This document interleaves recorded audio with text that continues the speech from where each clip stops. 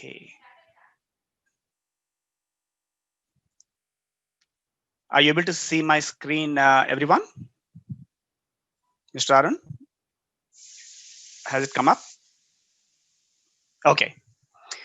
So good morning, everyone. Thank you very much for taking out time to join this session. Interestingly, when my friend approached me to address a group of parents, I was thinking what would be the best topic that I could address. And for those of you who don't know me, I know some familiar names in this group. But then for those people who don't know me, I I am from a company that actually invented internet. So, so I was just telling Mr. Arun, technology has been a part of our lives today, and we have been pretty fortunate enough because I know this is a group of parents, and I'm talking to elite crowd, and some of the challenges that everyone is going through, I could totally resonate because those are the challenges I also face as a parent. Before I declare myself as a corporate professional or a leadership coach or a team coach or whatever coach I am today, but I'm a parent myself, so I have a teenager at home. So I could totally resonate with all the kind of challenges that we are all going through as parents. But interestingly, I think the journey that we have embarked upon as parents today, when we really reflect back on how we grew up, how we have come to where we are today, we are pretty fortunate enough to see the technological revolution right from the time we had radios to transistors to VCPs, VCRs, and computers. And then we saw the mobile phones becoming more and more ubiquitous, if I have to use the word. But then I was just telling Arun that we are probably called as digital immigrants, right? However, when we see our own children, they are born with technology. I think the technology is embedded in their life, so we can probably call them as digital natives. So I think when it is a huge paradigm shift that we have seen from what we have not seen as kids to what our younger generation is seeing today. So it comes up with its own set of challenges. I think most of the challenges that everyone is aware. I'm going to give you some data-based insights, and then I don't want to simply make this session something like, okay, this is another guy who is just coming and talking about the same set of challenges that is there on internet. I can go to Google and find out what are challenges that parents are going through. But what I am going to do is essentially to come up with some strategies that would really help us deal with the challenges that we are all going through. So that's essentially how I have designed my presentation. I know we have a time limitation, so I would not take too much of your time, and I don't want you to deprive of your lunch. So I will make every effort to complete this session within the stipulated time that I was given. And let's dive in. So let's talk about the questions that you are seeing on my screen right now. So I'm sure most of you are familiar with these questions. How do I raise my children in the Hey Alexa culture or Hey Siri for somebody who use Apples or Macs, right? And these are some of the challenges that we as children, we as parents go through on a regular basis. How do my 10-year-old or 11-year-old comes to me and says, Mama, Papa, I want to be on social media. Everyone is on Facebook. I also want to be on Facebook. So and essentially some of us who have teenagers at home, they are going through a lot of other emotions, right? So the trolling has become a new phenomena. I think cyberbullying has become a new phenomena. So there are dangers, there are risks that are associated. How can I really keep my teenager safe while giving them permission to use the technology, right? And probably some of us as parents do realize, because of the widespread use of technology, we are not spending enough face-to-face time with our kids and also together as a family, right? So I'm assuming that these are some of the challenges that we are going through, and these are the questions that keep coming to our minds on a regular basis.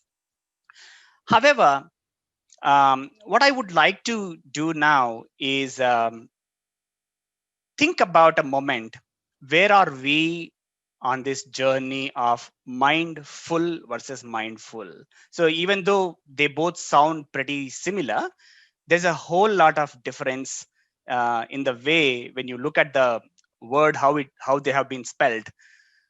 Where are we on this continuum? Probably when we were kids, we were on the right side because we didn't have technology those days. However, um, when you think about today, when you look at the graphic on the left side, we are constantly in a mode where information is coming from different devices that we carry. It's not just the mobile phone alone, right? We are glued to our television sets, we are glued to our laptops, we are glued to our digital gadgets.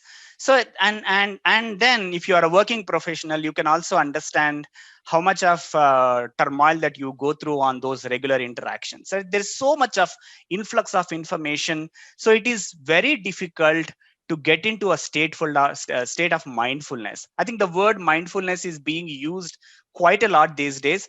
For those of you who don't understand that word, it's just being aware. I don't know why we use so cliche terms like mindfulness, big words like mindfulness. So and some people use the word mindfulness to just make money, right? So mindfulness is just being aware, being conscious of how we are spending our time. How are we really brushing our teeth? Are we really brushing our teeth? When do Are we aware of how we are brushing our teeth, how we are eating? We are not being conscious. We are just thrown into a world where everything is data driven, information driven. So I think my ask of you for the remainder of the session is, even though we are all in a Zoom meeting right now, and I'm sure there must be a lot of information that would be popping up through chat messages or whatever. Let us try and make an effort to be mindful, be conscious of our actions, our behaviors, and spend a little bit of more productive time helping each other, right? So I'm a parent myself. I probably don't have all the answers myself. So what I'm trying to do is making a little effort to help us as a community to come together and have those discussions to support each one of us, right? Yeah. So moving forward, so we welcome to the world of always connected. I think we are seeing a phenomena of always connected, always online generation that we are bringing up our children. And unfortunately, the pandemic that we are experiencing had added one more layer of complexity to both parents and also teachers. I know there are some educators in this forum as well. So it is creating a lot of challenges for us, but also let us also not look at these as challenges, right? Let us also take this as an opportunity. So no matter what, we have to live with the technology. So technology is not going to go away. We cannot obviously go back to our roots and start our lives afresh. So we have to live with the technology, and technology is going to evolve, and things are going to be even more difficult, challenging, and of course beneficial too, right? So let us try and understand what are some of the things that we are experiencing as parents. So this is the data that I have been able to gather from some authentic research papers, right from Harvard to Forbes and everything. So 78% of teenagers own a smartphone today, and that's a fact. That's a fact. And in fact, my I was actually thinking, what is the right age for my to give a phone to my daughter, and there is no right answer that I could get. Of course, there are some indicators that you should not give a phone to your children at least they attain 13 years of age. So all that is good advice that we see. But today, even a preschooler need a phone because we are all locked up at home, right? Then let us look at other data point. 25% of teenagers describe themselves as constantly connected to the internet, which is at least somewhat good. So even though they own a phone, the number of people that are constantly connected is definitely looking healthy right now. And 70%, 76% of the teenagers use at least one social media site, right? And 4 of 5 families own a device used to play video games. So this is more from a data and insight that I'm going to talk about. So I don't want to go too much into the data right now, but this is high level data for you to consume. Now let us talk about the challenges that we as parents face when we interact with our children. So there is generally a lack of understanding of emerging technologies, I would say, right? While we grew up with technology, we have seen technology changing. We have seen how technology has been changing very rapidly these days. I would I would say I don't know everything that my daughter knows. I would say I have not a complete. I don't have a complete understanding of everything that's happening in the world. So there is ignorance. There is lack of understanding. They are smarter than us, right? So I would probably I don't hesitate to make that declaration. And there is a gap between us, our generation, because probably we are baby boomers or maybe Gen X's of the world, and our children are maybe Gen Ys, and now there is a new term that is coined Gen Zs.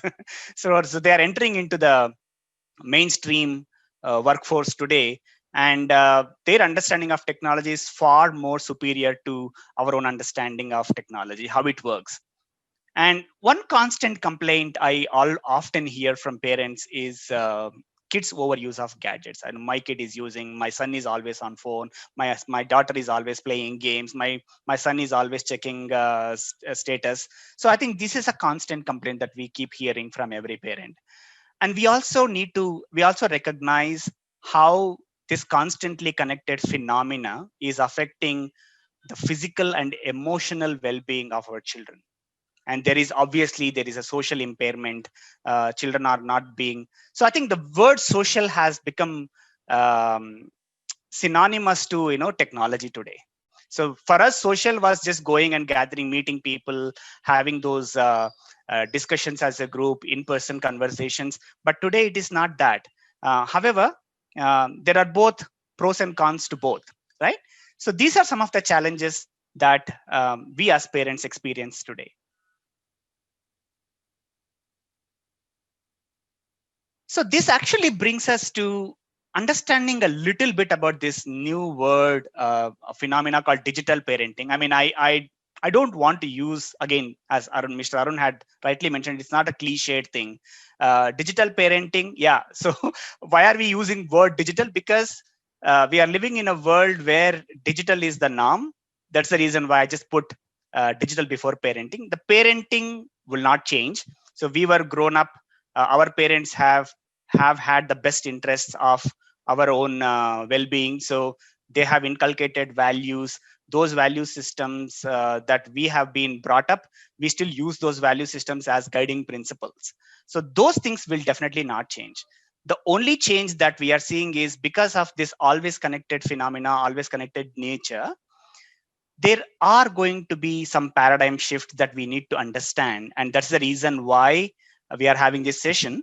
And essentially, if you look at the description of digital parenting on this slide, it is essentially helping our kids to be more responsible of how do they use information, and how do they deal with the gadgets, how do they use the technology to their betterment and not being detrimental to their growth, right?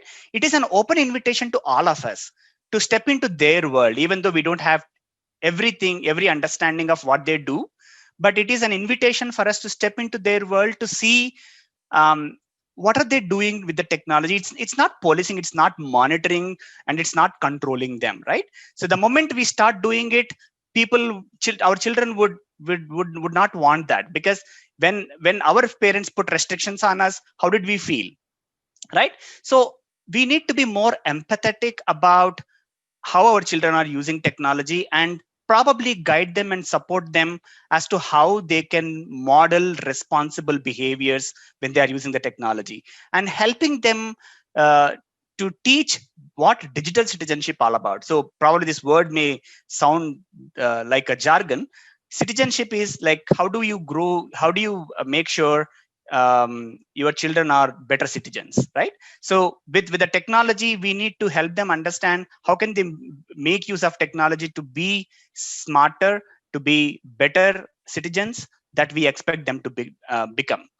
and better monitor online time. So how are they using the technology? Again, there's a lot of debate about screen time and all that stuff, and I'm not going to go into all that discussion right now, because my focus today is essentially uncover some of the strategies that we could together as a community come together and see how we can support our children, right? And continuing with that thought process of digital parenting, if you see, our kids are learning to understand the technology in a radically different ways, because they, as I said earlier, they are digital natives because they are born with technology, because technology is embedded in their life, and there is no second thought about it. So the biggest stumbling block for us as parents is often not what we do, but how we think about the technology or media, right? So we have a little lack of understanding of how technology works. So we need to ensure we are learning along with them so that we are in a position to support them a lot more better. So digital parenting, if I have to summarize in one sentence, it is all about guiding and helping our children to use technology in a responsible way so that they are not lost in the digital influx that we are experiencing. Yeah, I'll just pause here to see if there are any questions or any comments, reactions, Mr. Arun. No, sir. Okay, awesome. Thank you. So an interesting question that I want to bring to all the parents. So I'm going to put some questions to you to think. I'm going to bring out each question separately so that we have an opportunity to reflect on those questions, because these are the questions that if we are able to answer, that would be an effective use of the time that we are spending now. So my first question is this: when you hear the term social media and digital technology, what are the first few words, feelings, or thoughts that come to your mind? You could respond to them in Q&A if you want. You can, sorry, chat window. You can just type your words. It can be one word or a sentence, whatever. I want to keep this more interactive so that we also get an opportunity to see how much value addition I'm going to provide to you.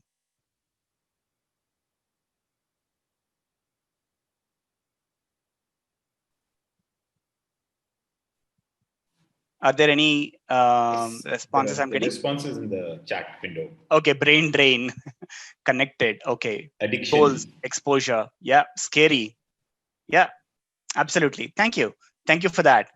So, and my next question to you is this: imagine a typical day in the life of your family.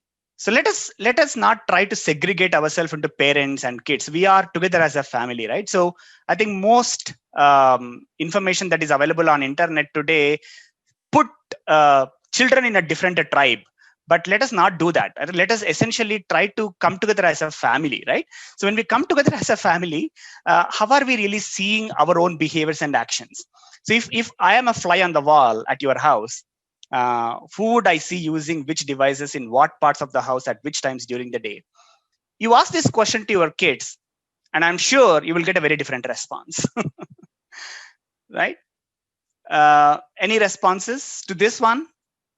Think about it.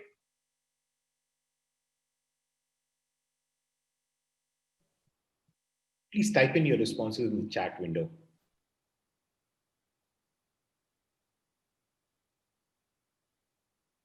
Okay.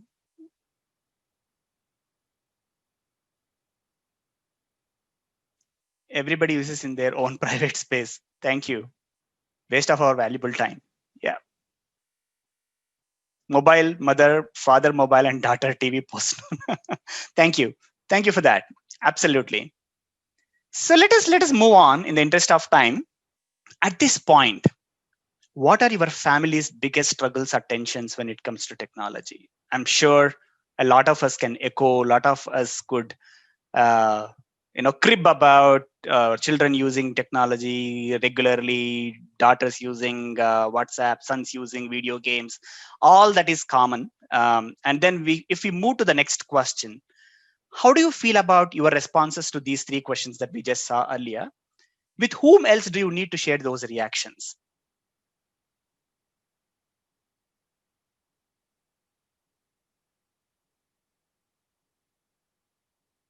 And what I would urge all the parents, all my friends here on this forum today is make a list of several ways you think your family's life is better because of digital media. Of course, we cannot undermine the power of technology. So technology is not going to go away.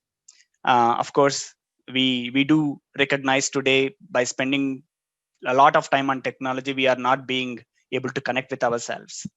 There are obviously some positives. If not for the technology today, probably I wouldn't have gotten an opportunity to interact with such a wider forum of elite crowd that I'm addressing, right? So there are obviously technologies, and with everything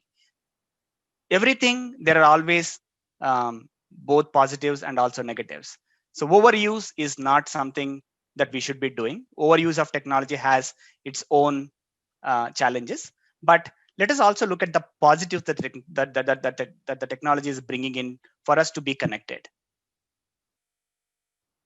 And just think about your interactions with your spouse. Do you feel like you and your spouse are on the same page when it comes to digital technology? Why or why not? So you don't have to answer all these questions right now. These questions are more for our own reflection. Where are we on the continuum? What kind of challenges that we are facing as parents? How are we really able to connect the dots so that we are able to come together as a family? It's not parents and are separate and children are separate, so we are together as a family. How can we really make that effort to bring in that technology for a larger benefit of this parent of this family as a community, right? So moving on from here, this is a funny cartoon that I found yesterday. So let's not blame technology. I think many a times I hear people, oh my God, because of these guys, because of the technology that we are seeing, we are spoiled.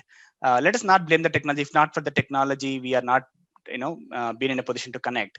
Let us also blame our own selves, our own behaviors, right? What have we really done? In look at this picture is self-explanatory. When the mobile phone was introduced, we were just using that as a phone to communicate.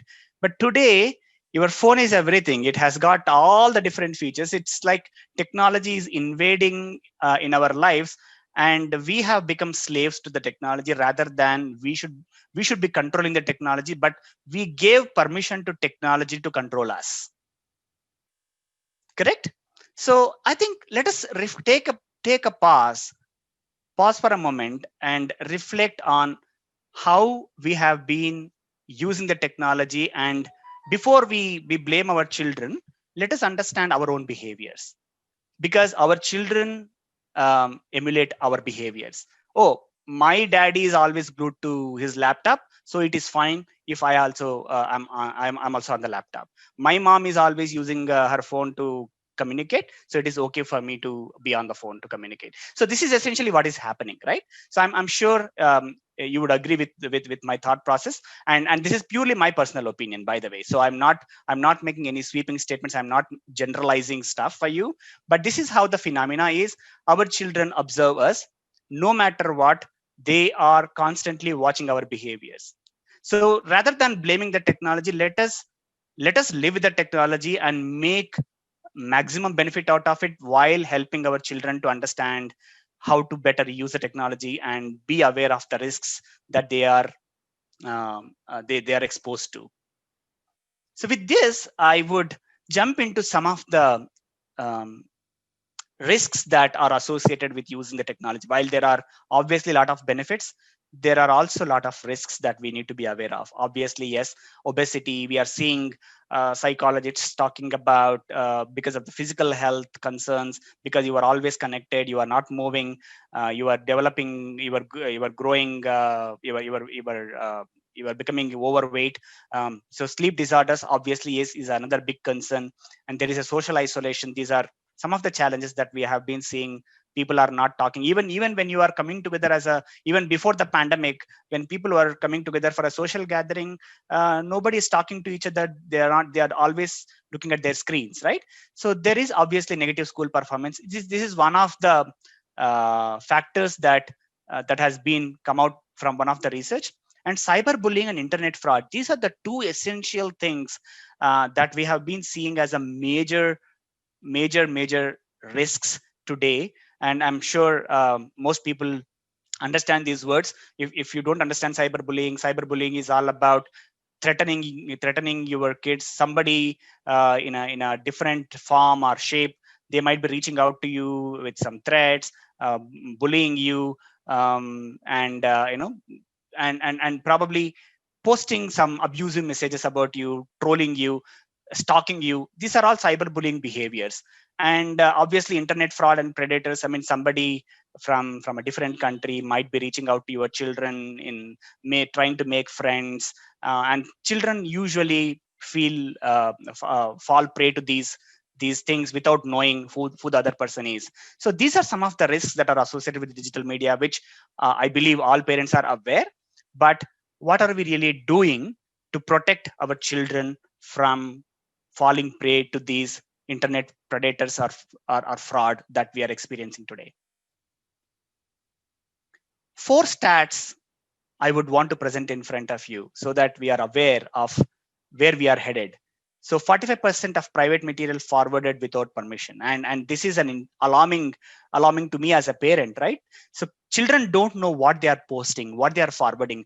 Anything that comes to their phone, they are just forwarding without permission, right? So they don't even know what is the content. So content is the king, of course, but content, what is it, appropriate content or inappropriate content? And the reason why we are seeing so much of turmoil in our country and across the world is just because of these mindless forwards that we have been noticing. And 25% of children have received threatening emails from somebody. And I as a parent, I do get some threatening emails, because our emails are everywhere, our phone numbers are everywhere, because we are subscribed to Amazon, we are subscribed to Netflix, we are subscribed to big baskets. So I think there is no data security, there is no data protection. So our data is, we have left the digital footprint, and it is very difficult for us to remove the digital footprint once it is out there, right? So they're receiving threatening emails, they are being trolled online, and embarrassing pictures are being posted. So these are some of the alarming statistics, and it is going to go this way in future as well. So it is essential for us to be able to understand how these behaviors are affecting our children, and what can we really do as parents to help them understand, give them awareness, talk to them about risks in a way they understand, right? So with this, I would like to bring you to your attention. And in fact, this is something that I have in my own role, in my own position. I do understand the lot of challenges that it's not just about physical health. Mental health is going to be the next pandemic, right? While we are in a pandemic right now, and I know there are vaccines that are being developed, but for mental health there is no vaccine, unfortunately, right? And we have seen a lot of cases, and I don't want to take the names, but yes, we have seen the news about children getting into depression and they're committing suicides. I think this is a global phenomena, it's not just restricted to our own country. So I think as parents, we need to be aware what sort of behaviors, what sort of challenges that our children are dealing with, and as parents, what can we really do to support them so that they don't get into that mental agony.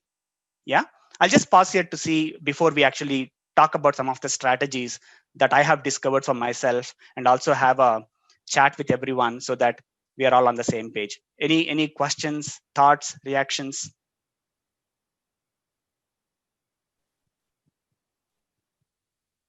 You can use the chat window to. Yeah.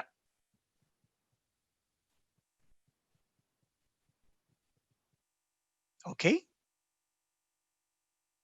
Thank you. Any questions did you see, Mr. Arun? No, not for now. So far, no questions. Okay. Is my pace okay, or am I going fast? Am I going slow? So there are a few. There are a few. I think we're not giving sufficient time for everyone to type. Okay, no worries. So there are a few. How to deal with the loneliness? There's another one. Will it be appropriate to seek professional help? The third is, yes, the kids are continuously online, but bored. There's another one which has just come in. Kids keep kids at the start of puberty, some tips on ways to effectively communicate. There's another one which is coming, which is what is right age to give them mobile. Thank you. Hold on to those questions. I will definitely make an effort to answer all the questions towards the end. Thank you so much for reading them out, Mr. Arun. Thank you. So let's move on. So I think some of the questions that I just heard will be answered in the rest of my presentation. So one of the things that I would like to talk about, while mental health is going to be the next big thing that we are going to experience, we're already experiencing it, right? So, but it's going to be even more worse as we go forward because of the nature of the technology and the nature of our behaviors. It's not about the technology, it's all about our behaviors. With that declaration, I would now try to focus on the strategies that we as parents could use.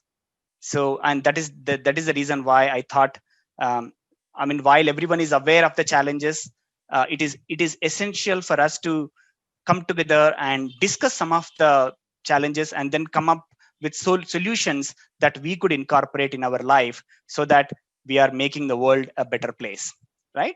So I'm going to spend the next part of my presentation focusing on the strategies. So one of the things that I have discovered as a parent myself, to answer this question, so why do our kids constantly check their devices? So this was one question I tried to answer for myself.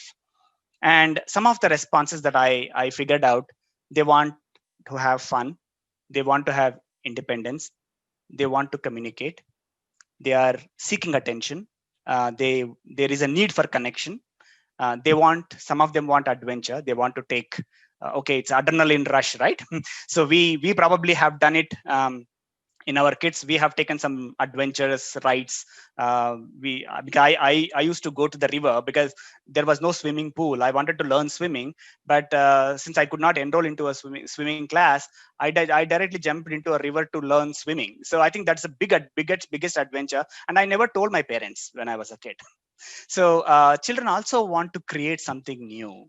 There is also a sense of belonging. Of course, they want to take some risks, and they want to be heard, and obviously they want some privacy, and especially privacy is even more important when children grow into teenagers, right?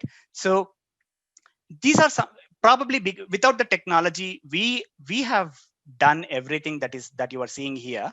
Our children also want the same things we wanted as kids, but just like we didn't have the luxury of the technology, so we were doing it in our own ways.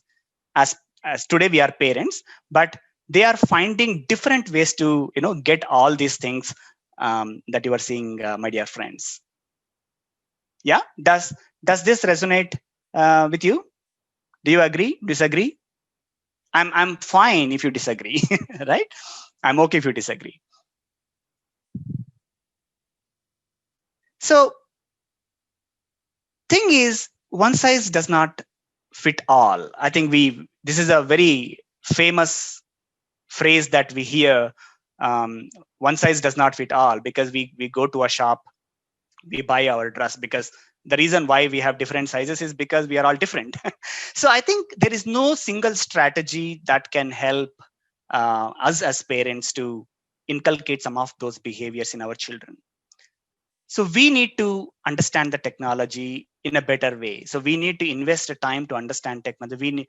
We need to upgrade ourselves. So I know most of this word may sound very technical, and may most of a corporate lingo.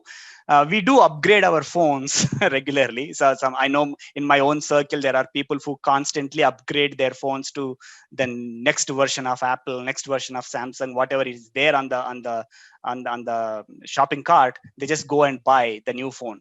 So while we are upgrading the technology, it is also important for us to upgrade our own understanding of technology, right? And probably we may not know everything, and this is where we have an opportunity to ask our children, and we should not be ashamed to ask our children to help us, to help understand the technology a lot more better, because they know much more than what we know, and we need to communicate in their language. I think, friends, I think this is very, very important, right? And I know we are very irritated sometimes with their behaviors, and we are also busy with our own work. But if we are not communicating in their language, it is not going to solve the problem. So we are always in a tango, right? So in fact, one of my friends, when I was talking about this particular topic, I do see his name. He's attending the session as well. So when Mr. Neeraj, so he told me an interesting incident. So he went to a shop, and then and there are two parents with with their son, who is probably in early 10 or 11 years old. So because this guy was annoying their parents, he was not allowing them to make the purchase. Mom just gave him the phone, and this guy was watching YouTube videos, and it has got some millions of subscribers, and parents are not even bothered what their son is seeing, right? So I think and we do see these behaviors with our children sometimes. But if we are not able to communicate, and if you just shout at your kids, it is not going to help, right? So I think we need to communicate in their language. We need to get to their level to understand what they are watching. Is it appropriate or inappropriate? Are we making an effort to understand what they are seeing? What kind of games are they playing? What kind of content they are watching? So it is also important for us to, of course, there's no point in just blaming them that this guy always keeps playing games. Let us also play games. I'm going to give you some strategies that can help you. Watch and let them teach you. I think let them watch the content on the screen, again, as long as it is appropriate, and make an effort to allow them to teach you, so that you are engaging with them constantly. Co-create things with them. Sit with them. Okay, let us do this. Let us create this wonderful graphic on whatever platforms that you are using. I don't want to make this as a technology conversation, right? So let us co-create things while you are online, I am online. We both are collaborating, and we are going to create something that is going to help both of us. And last but not the least, develop expectations. I think this is where we need to be in a position to earn the trust of our children. If we are not able to earn the trust of our children, trust me, it is not going to go get any better. So we need to have an agreement with our children, and help them understand, I'm going to do this, and in return you are going to do this. It is a two-way deal, right? So between a parent and a kid. So this is how we are going to work together as parents and kids. So if we are able to develop those expectations, we are in a better position to address some of the challenges that we are seeing. Ask this question to yourself, friends. What perceived needs or desires our children want does this kind of use of technology gratify? And you, most of the people on this forum would understand the word instant gratification, right? So instant gratification is you feel happy when you see certain new things. And if you are yearning to buy a new mobile, that is just an instant gratification. You go and invest on a new mobile, but how long would that feeling remain? It probably remains for a few days, and then you just get bored of it, right? So that instant gratification is something that we need to be aware of. If my kid is exploring a new technology, what is that unique need or a perceived need my child wants by making use of the new device or a new technology? If we are able to have that kind of a dialogue with them, I think half the battle is won already, right? So some do's and don'ts. Do understand your children a lot more better, and don't ban suddenly. And I know there are parental controls and all that stuff. Some nonsense is there out there. Don't just block internet. Don't just take the phone away. No, I'm not going to give you the phone. Don't ban them. Monitor what they are doing, but don't control them. Connect with them, engage with them, and communicate with them. Don't ignore, don't avoid, and don't disregard whatever they are saying. Have patience to listen, understand what they are coming. Because I heard there is a question on loneliness. Why are children feeling lonely? What is triggering that behavior? So I think we need to get to that level of understanding, have that empathetic dialogue with them so that they start trusting our parents rather than simply shouting at them, oh, because you are always using the devices, you don't study. So the moment you make those harsh statements at them, they feel even more isolated. So these are some of the simple strategies that we as parents could use. And this actually brings me, I'm just watching the time. I'm trying to be conscious about the time that we have. This is, friends, if you have to walk away from this session with one key takeaway, I would say this: create family rituals. I think, as I said earlier, and I may be repeating myself. So family, because we are a family, we are not, parents and kids are not separate. We are together as a family. If we are able to create the family rituals, most of the problems that we have spoken about would just disappear. So I think even before we jump into understanding what are those family rituals, let us use the simple analogy of a ritual. What is a ritual? What understanding you have when you see the word ritual? And I may probably request everyone to put in your thoughts on what is your understanding of a ritual in the chat window. I'll just take maybe a couple of minutes for us to see what is coming in the chat. What is a ritual? Doing constantly. Okay, thank you. Routinely done things. Yeah. When we do things together regularly as one family, one unit. Yeah. Exercising together. Absolutely. Absolutely. I couldn't agree more with that. So let us try to understand the word ritual, and because there is always a confusion between a ritual and a habit. So many people think rituals are habits. We all have rituals because we live in a country where we have thousands of rituals, because every festival is a ritual for us. But then I'm trying to give you a slightly different context of ritual when we think about our family, right? So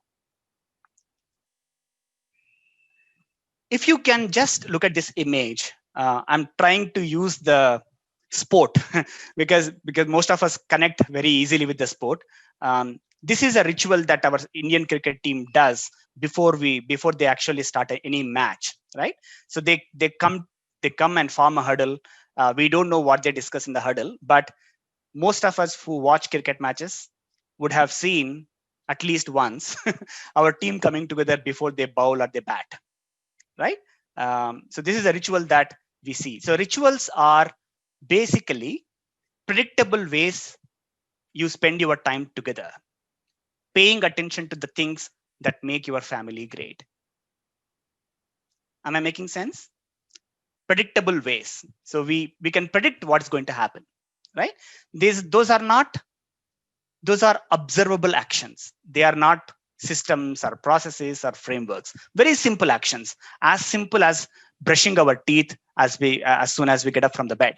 So this is a ritual that everyone follows, right? The reason why brushing our teeth has been embedded in our mind so much is because none of us want to visit the dentist. So there is a larger goal, larger positive outcome that we would anticipate, and that's why we have embedded that ritual in our minds. So nobody will tell us, okay, you go and brush your teeth today. We will do it automatically, right? And rituals are tangible. There is always a what. What is the ritual that we are doing? Who are involved in that ritual? And what is the cadence we do this ritual with? So brushing your teeth happens every morning, or maybe every morning and night before we go to sleep. So brushing twice a day, right? And how do we do the ritual is the how part of it. So what are the steps that we take to make that ritual happen? We put the paste and then we brush up and down. So that is the how part of it. And it is a belief that the small actions that we take creates an advantage for the entire family. And this is even more interesting. Keep an ambassador who can drive this ritual for us. And in your case, maybe give that accountability to your child, your kids, right? They're fascinated enough to drive this ritual. Okay, together as a family, we will define some rituals, and we are going to make this happen. And if we are engaging with your children and giving them more ownership, giving them more accountability to make these rituals happen, you can see the magic happening in your own house, my friends. And you can always periodically revisit whether that ritual is really working for you or not working for you, and you always have an option to course correct or adjust. And if it is working, wonderful, take it forward. If it is not working, just examine what is not working, so that we always have an opportunity to adjust. So with that, there are some family rituals that I'm going to propose. Again, these are some of the things that I have discovered in my own research, especially when we are dealing with technology, when we are dealing with children. These are some of the things that came out in my own research. So have screen-free zones. So some areas your house, some areas of your house declare this is not where I'm going to use the technology. So for example, I'm not going to bring any technology in my bedroom. Bedroom is there only to sleep. Let us not put TV. Let us not put my mobile phone. Let us not bring in any gadget inside my bedroom. So you need to define some of those zones within your house, so that you are aware that technology is not allowed beyond this particular limit. As a family, create a ritual on screen-free times. How many hours of technology we are going to use as a family? So I think while having lunch, while having dinner, we are going to make a declaration that we are not going to use technology or going to watch TV, right? So your technology should not become a babysitter. So I think as parents, some of us, I'm also guilty of that, right? When our children are crying, of course, my daughter is a teenager now, she understands what she is doing. But when she was a kid, when she was not sleeping, I'm still at guilt, because I didn't have a mobile phone then. I had a laptop, a company given laptop. I opened I opened the laptop and I showed her some animation, and she got glued to that, and she was not sleeping. The moment I closed the laptop, she used to cry, right?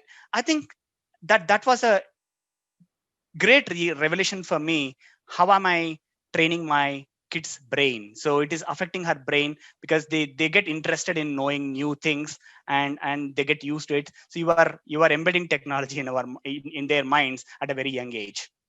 So another ritual that you may want to try and do is, together as a family, choose different kind of media, right? So not constantly watching your WhatsApp chats, not constantly watching the posts that you see on your social media sites. So try different media, so that as a family, come together. Okay, this is what we are going to do, that would promote more interaction, more connection, and more creativity.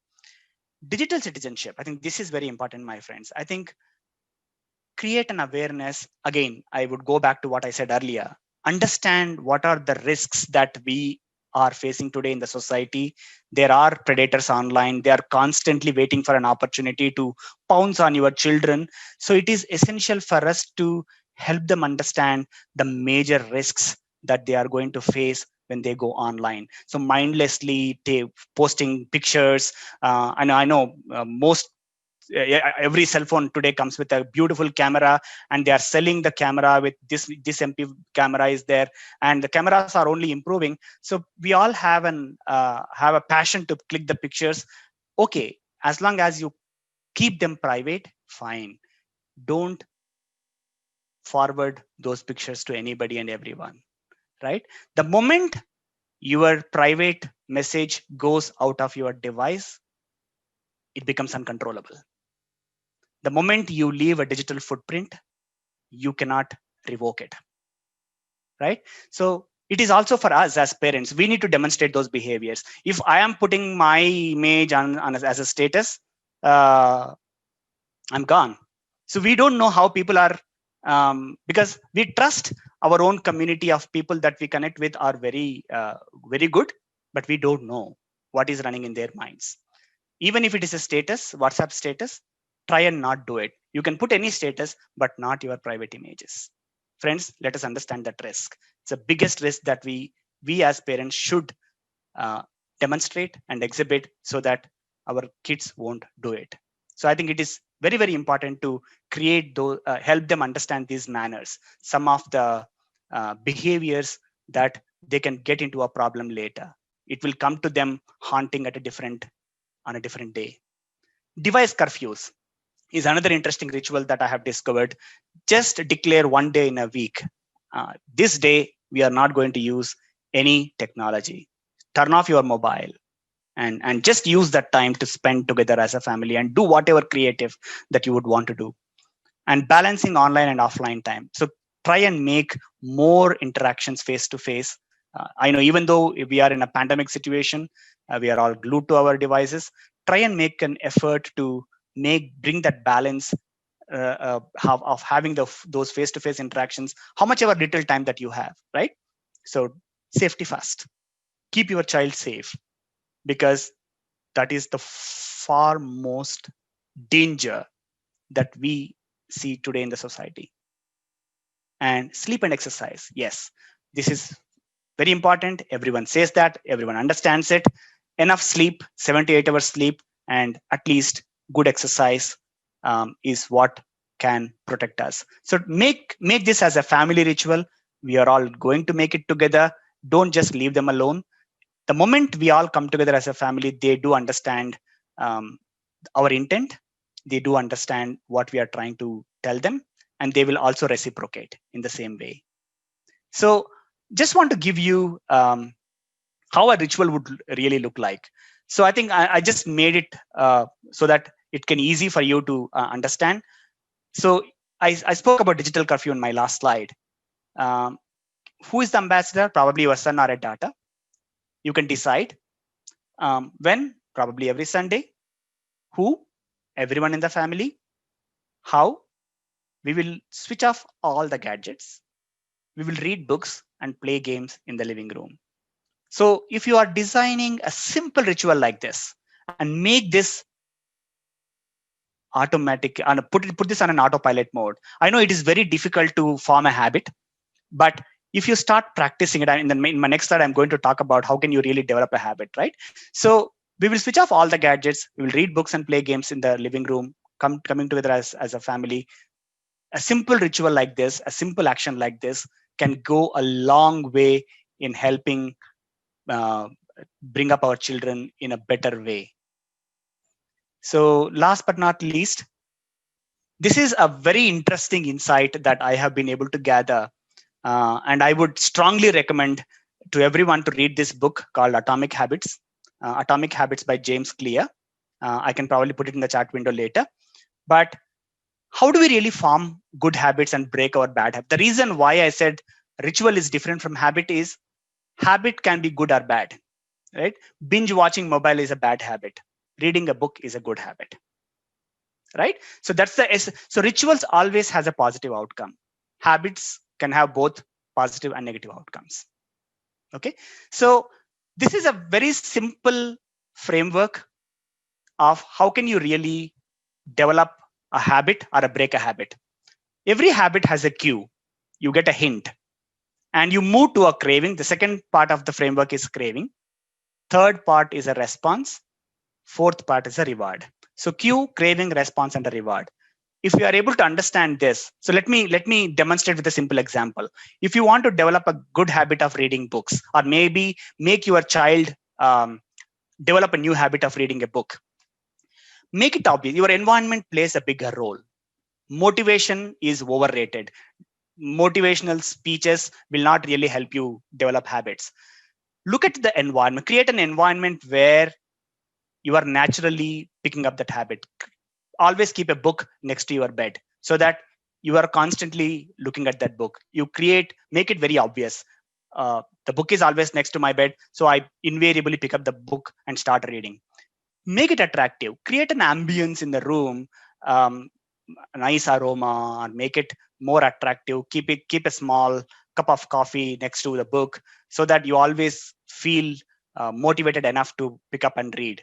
And make it easy, and don't try to over engineer things. I have to read this book by tomorrow, day after tomorrow. No, I'm going to read 1 page or 2 pages every single day so that I'm developing. I'm making it easy. I'm trying to understand in bite-sized chunks rather than trying to complete the book in one go. No, make it easy and make it satisfying. The moment you complete the book, reward yourself. whatever may be your favorite dish. It could be a simple chocolate to a cup of coffee or whatever it is. Just reward yourself by after reading the book. This is how a habit is formed. And do exactly the opposite if you want to break a bad habit. Again, I'm taking an example of binge watching my mobile. Make it invisible. Don't keep mobile in front of your eyes. The reason why most of us pick up our phone whenever we are bored is, this is probably addressing the question that has come earlier in the chat window, is because it is constantly in front of our eyes. Make it invisible. And that's the reason why environment plays a bigger role. Make it unattractive. Keep your mobile in a way you don't want to touch. I mean, probably I'm trying to overplay it now. Don't keep it in a place so you don't feel like going there and picking it up, right? And make it hard for you, and put a pin, put a pattern, and then put a face recognition, so that you don't feel like, oh my God, I have to do so many things. I better rather do something productive than just going and watching my WhatsApp message that has just popped in my mobile. And make it unsatisfying. Punish yourself, and probably have a black coffee. If you are not a good fan of a filter coffee, just have a black coffee, so that you feel no tasteless. I hate this coffee. So because I want to break this habit, I'm punishing myself. If you are able to follow a simple strategy like this, you can really form good habits, not only for yourself but also for your children. So this is my last slide, and I would like to close my presentation with one funny quote that I came across. Your cell phone has already replaced your watch, camera, calendar, and alarm clock. Please do not let it replace your friends and family. With that, thank you very much, my dear friends, and I'm open to any questions if you have time, Arun. Yeah, I'm sure, thank you so much. It's been an interesting, I think with a lot of actionables, as I would say. Maybe you would like to stop the screen share. Yeah. Ladies and gentlemen, you can actually put in your questions in the Q&A section.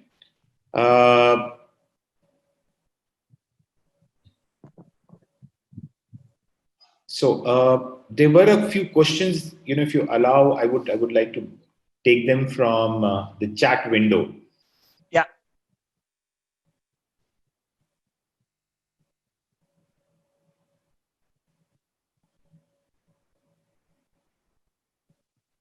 So, how do we deal with loneliness? Yeah, as I spoke earlier, I think we need to understand what is triggering loneliness, right? I think we need to make sure to engage them and talk to them to understand the reason, because they may not be articulate enough to tell us what is causing loneliness. If we see those patterns, if children are feeling lonely, I think it is the time that we show empathy. I think empathy is a very strong word. I think as a coach myself, and I have been talking to a lot of employees who are, especially in this pandemic times, they are experiencing a lot of loneliness. And children are not alone. I think as grown-ups, as young children, or maybe even some of the employees that I have interacted with in the last few months, they are getting into that state of depression, state of loneliness. So I think it is essential for us to understand the triggers. What are those triggers that is prompting to behave the way they are behaving, right? So if it requires an intervention, one, talk to them. If they are not opening up to you as a parent, it is always good to take a professional's help.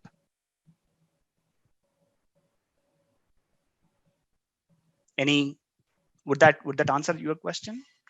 That answers two of my questions, actually. Subsequent yes, ones. Thank you.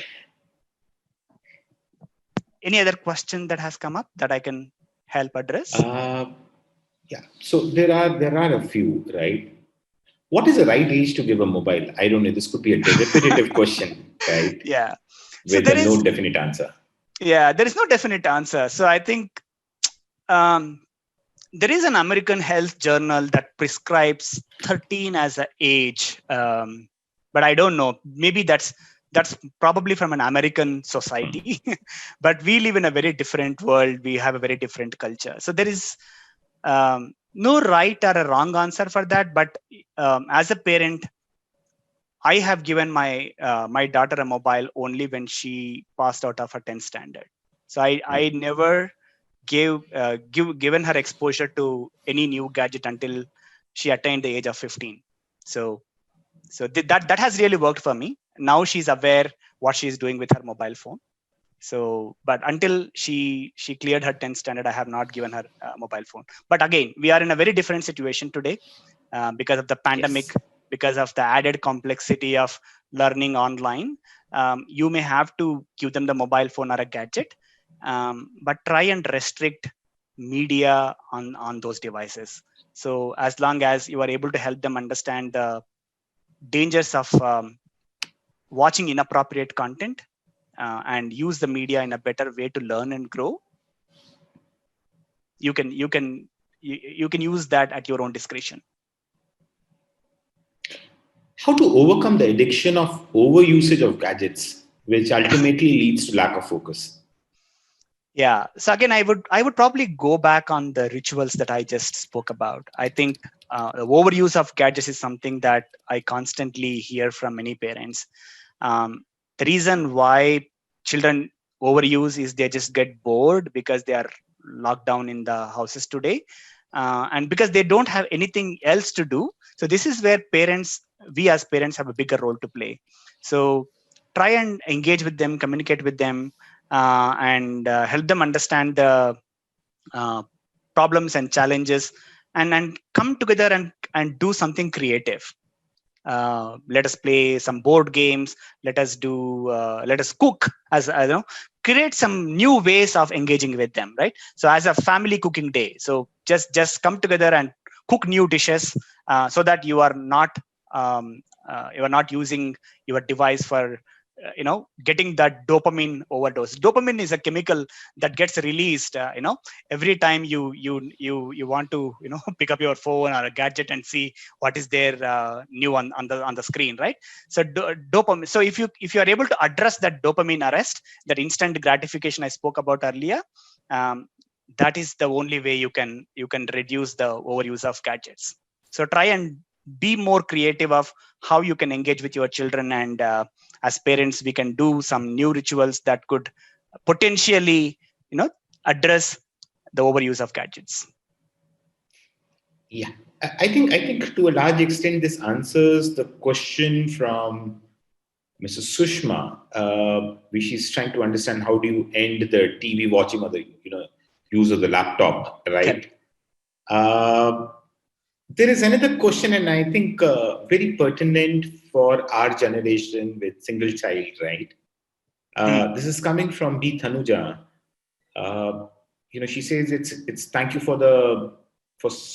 thank you so much for a great insight.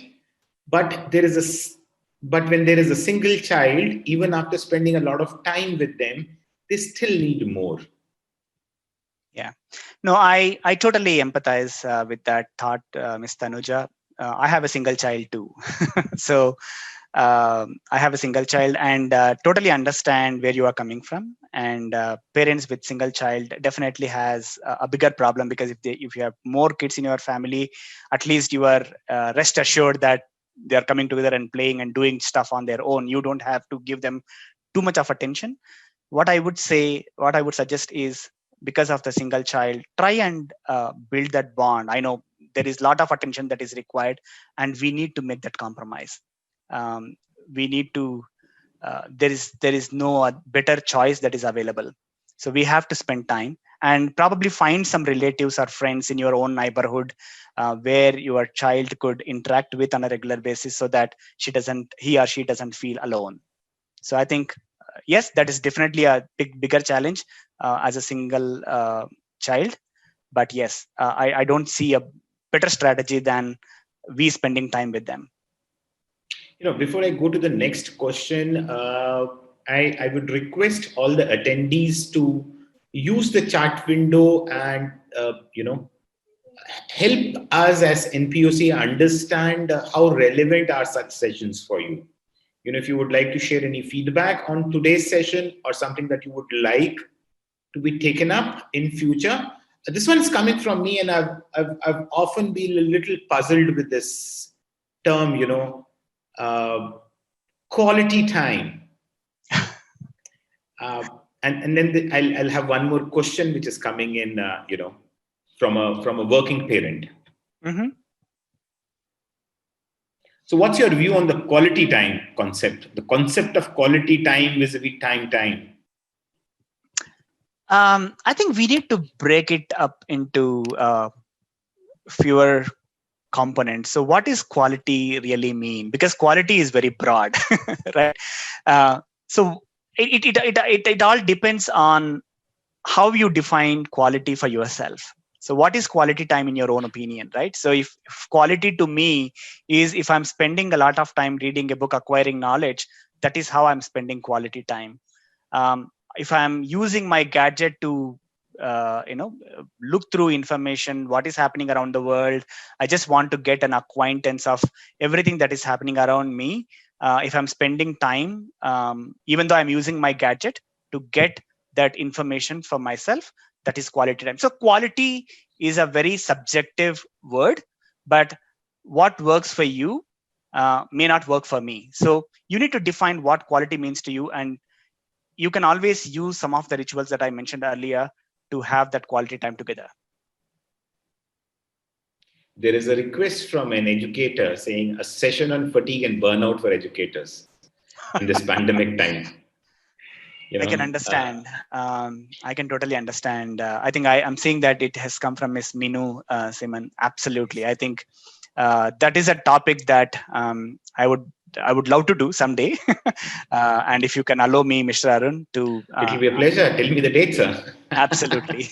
Absolutely. No, I think I'm sorry I'm breaking that thought of yours for a minute, but I think, yes, what we have not appreciated as a society to a large extent is how our educators, have transformed themselves from blackboards to the way they have used technology, and most of them are what you call as digital immigrants.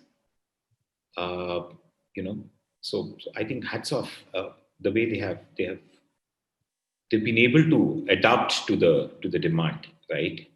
How many more questions would you be? I can take maybe one or two questions now before we wrap up the call. But if I'm not able to answer all the questions, you can reach out to me on my email that I have provided earlier. I'll be more than happy to answer those questions offline. I know there are some questions that are coming.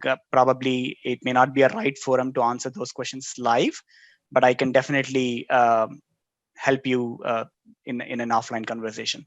So I'm more than happy to provide you my email ID. You can always reach out to me, and I can certainly help you. So I do see some questions about how to deal with professional bullies. So I think, yeah, that's a great concern. I do see professional bullies all over. And madam, I would please do drop an email, and I would be more than happy to answer your question offline. To all the attendees, in case you have missed Mr. Rao's email, I'll drop you I'll send you his email ID over an email, right? I think, yes, mindfulness, mental health are much serious concerns, They are. Especially mental health. They are. Across age groups. And given the society that we are, there's a lot of, we have unnecessarily, I think, also attached a lot of stigma to it. And hence probably in India, given our realities, I think we'll need to do even more harder than most of the West, right? Because most of us do not even acknowledge its presence. Very true. Right? Very true. I will take a note of these questions. I will, we've already exceeded our 60-minute time slot for this session. So I would request, we'll see if we can answer these questions offline, or else you can reach out directly to Simadri and ask these questions. Thank you so much, everyone, for being around today. Mr. Rao, I think if you could just allow me 1 minute, Mr. Arun, as we wrap up this conversation, one simple thing I would say to all parents and educators on this forum. A very simple ritual we all could do as parents is a simple ritual that I have been following for the last 6-7 months that has really helped me. As soon as you get up from the bed, resist the urge to pick up your phone and see what's there. One thing that I would always tell myself and my family as well is, as soon as you get up from the bed, try a few minutes to connect with yourself, because that is the most important thing that we as parents need to do, and probably inculcate that habit in our children as well. First few minutes of our day is going to be very, very, very crucial. Connect with yourself, spend whatever time that you get, 5 minutes, 10 minutes, just jot down the thoughts that you get in your mind. Second thing is, this is the time where we need to be more authentic. We need to come across as more authentic, more vulnerable. It is okay to tell our children the kind of challenges that we as parents gone through. We sometimes put an image to ourselves. We put a mask as to how we show up. We always want to show up our professionalism in front of our children. Not required. So let us be our own real self, even with our children or maybe within our own society. Be authentic, come across as authentic, show your real self. I think there is a stigma associated with, as Mr. Arun has said, if I show up like this, how would people construe me? I think this is the time where we need to be even more vulnerable or even more authentic to the society. Third most important thing, I would not take much time, but is express gratitude. I think we need to be grateful for a lot of things today. We need to be grateful for the time that we spend together. We need to be grateful for those frontline warriors who are out on the roads, out on the streets, fighting the pandemic, right? So, and we need to be grateful that we are alive today, right? So, I think gratitude and gratefulness is something that if we are able to embed in our own DNA, that is really going to help a lot for us as parents and also for our children. I would just wrap it up with this simple thought before you leave for the day. Thank you so much. Grateful, looking forward to having you again. I think all of us who have attended this session have been hugely benefited, have appreciated the efforts, and the time that you have taken. Thank you very much. And my sincere gratitude to everyone for patiently listening to me for the last one hour or so.